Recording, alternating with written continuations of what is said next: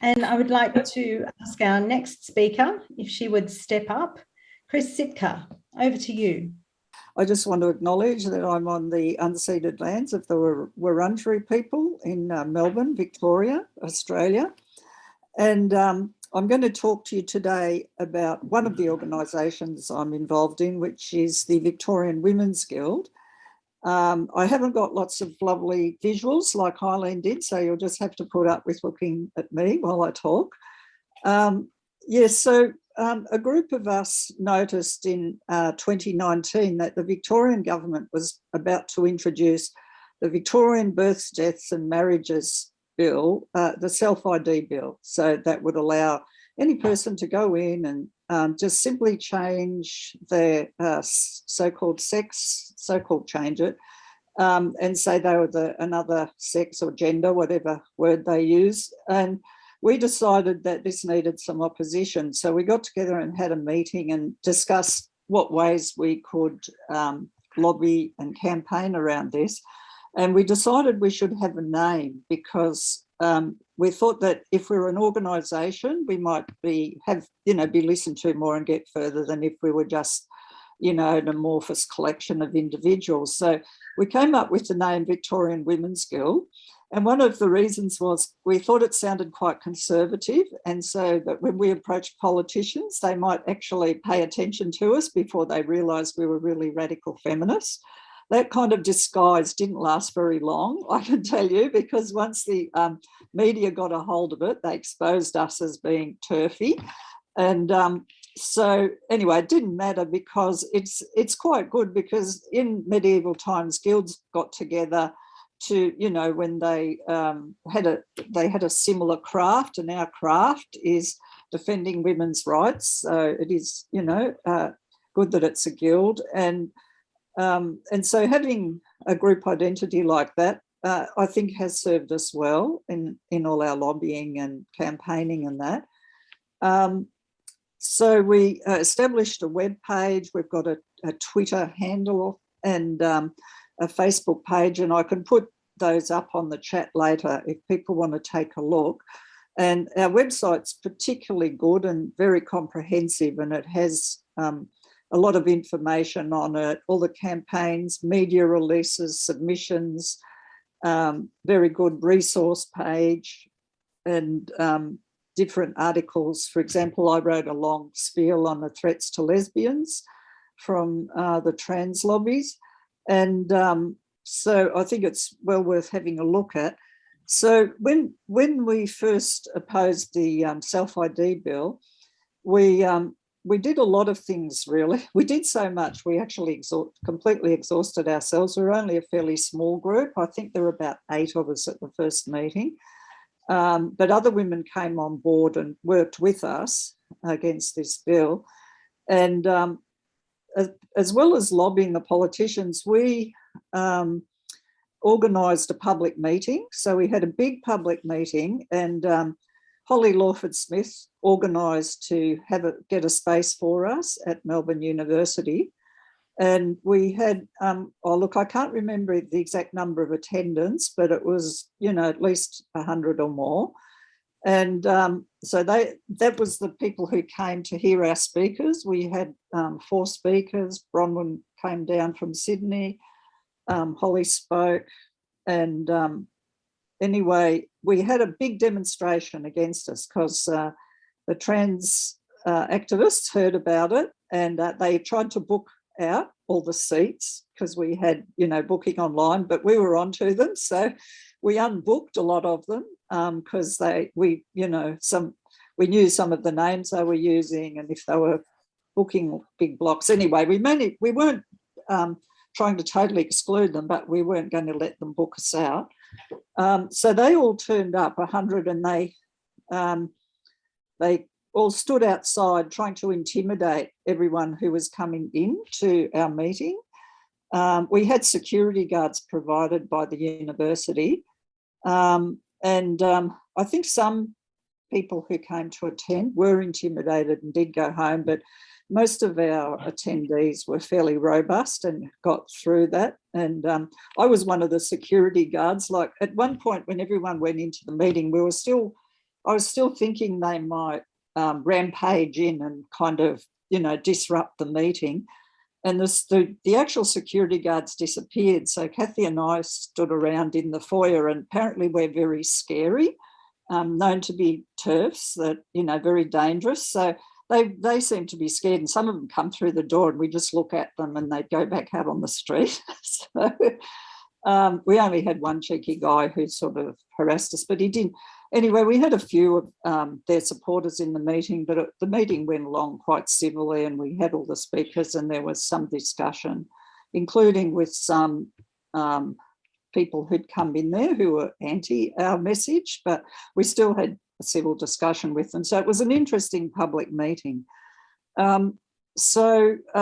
We've then the next, we've lobbied a lot of politicians, and one of the things I think is interesting to note is when we'd go to see them, they'd say to us, we've already been lobbied several times by the trans lobby, which made me realise how well funded they are and how well people to be going around to lobby politicians, not once, but the same politicians several times, whereas here was us doing it all voluntarily, getting a little group to see the politician. Was a big effort on our part, and we didn't get to see all of them. But and I think one of the surprising things for me is that a couple of members from the Liberal Party became very supportive of us. And as an old lefty, that was kind of shocking to me that the Labor Party was, very against us, but there was a woman in the Liberal Party called Louise Staley who turned out to be much more radical than I imagined a Liberal Party deputy leader to be as far as feminism goes. She was totally on board with us, and she told us she was a radical feminist. She probably has a slightly different definition to me, but anyway, she did support us. She offered to hire a room in Parliament House for us to meet with politicians. We didn't eventually do that, but she and the deputy, the Shadow Attorney General actually came to our public meeting. So that did all help give us quite a profile, and we got a fair bit of press coverage of our opposition to the bill. Of course, the bill was passed. We know they've already done a lot of work beforehand, and I could see some of their professional lobbyists in there talking to the Labor politicians when I was in Parliament lobbying. The politicians who would see us, no Labor members would agree to see us anyway, once they realised who we were. So we continued with the group. Look, it's been a small group, and members change. We get women coming along, being very enthusiastic, proposing that we do things, and then they sort of suddenly say they're too busy with their life and disappear. So we've only got 3 members who've continually come to meetings. We have monthly meetings and we talk of ideas. Our next, that was our biggest kind of campaign right at the start. But then when the Victorian government decided they would do the Change and Suppression Conversion Bill, which was about, was marketed as benefiting gays and lesbians, that's all you ever heard about it in the press and them talking, to stop, the religious people trying to convert gays and lesbians away from, their sexuality. But the underlying thing that wasn't sold on to the general public was that you couldn't oppose trans people deciding to transition. And we felt that it was I felt it was an anti-lesbian bill because it disallows us. For example, if I talk to a young woman who says, I don't know if I'm lesbian or trans, and I say, well, try being lesbian. Well, apparently I'm converting her away from trans. And there is a penalty of up to 10 years, would you believe, imprisonment for this action, which is quite shocking, really. And it's also forbids psychologists, teachers, anyone from doing anything other than affirming a trans person. So it's quite a serious penalty and serious legislation. And so we did put in submissions against that. We lobbied about it, probably not as much as the other bill because We just didn't have the same level of support from, women willing to do it, but we did have some. And of course that went through. As well as that, the Victorian Women's Guild participates in a lot of any campaign that comes up, like when the Women's Legal Clinic was threatened, Coogee Women's Pool.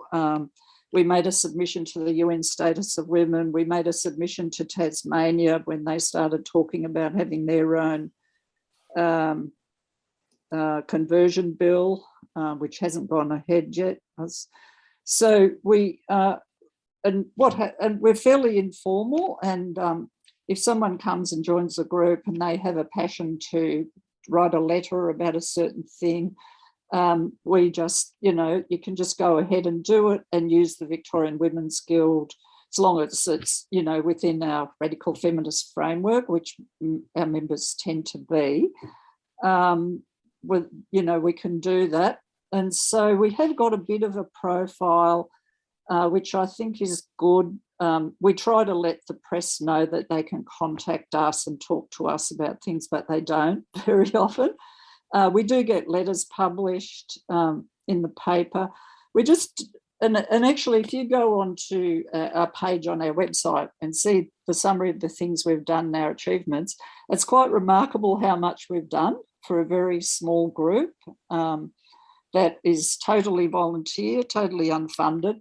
And actually, we were sort of very noticeable when that first self-ID bill happened, and people were contacting us and asking if they could be members, but we hadn't actually created a membership list, or how we hadn't decided how we would do that. And then we just all ran out of puff because we were all working like many hours a day, opposing the self-ID bill, and we just didn't have the energy left and the numbers to create a membership and all the work that entails. So I guess that's still possible, as something to do. We did have someone come along and say, we could get funding. She had a plan for how we could get funding and everything, but then she left the group, so that hasn't happened. So I guess, the two things about the Victorian Women's Guild is that we've done a tremendous amount of work, and I think we've been fairly effective, and we're fairly popular with people who oppose the trans agenda and do get in contact with us. But we're also limited by the fact that we haven't got enough members, and we're tends to be mostly older women and who've been campaigning for a long time and have more limited, energy. And it would be really good if we could get young women to, participate and join and put their energy into it and build it a bit. But that doesn't seem to be happening. We do have really nice food at our meetings. If there's anyone in Victoria who'd like to come when we have a meeting, we have one member in particular who just brings so much, enough food for about twice, 2 or 3 times as many women as come. So that's a good thing about real life meeting, as opposed to just campaigning on the web, that you can get to know each other and have a nice chat and have a nice feed together, which is terrific. So I'm that's become my main group for the campaigning around these issues, and it's been a very pleasant one. And so I encourage anybody who just does campaigning via social media to form a group like this, because even if it is small, you can do a lot. And I think it's really important to meet in real life. So I'll leave it at that, and you can ask questions if you like, and do have a look particularly at our webpage, because we've got a very good webmistress who has done a great job for, like we say, everything we do is voluntary.